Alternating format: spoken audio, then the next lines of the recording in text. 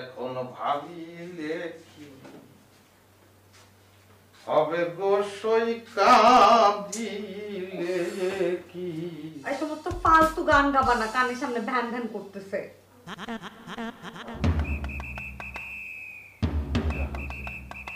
ফালতু লোকটা।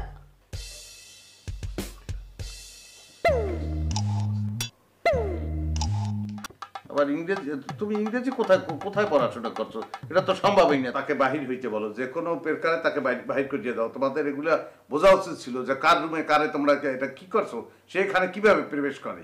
আপনাকে বুঝিয়া পিছনে গেছে দামড়ার পর দামড়া। এবার এই ফালতু ইডিয়েট একটা। চলুন স্যার, আপনার রুমে পৌঁছে দিন। এই ইংরেজিতে গালাগালি করো, হ্যাঁ?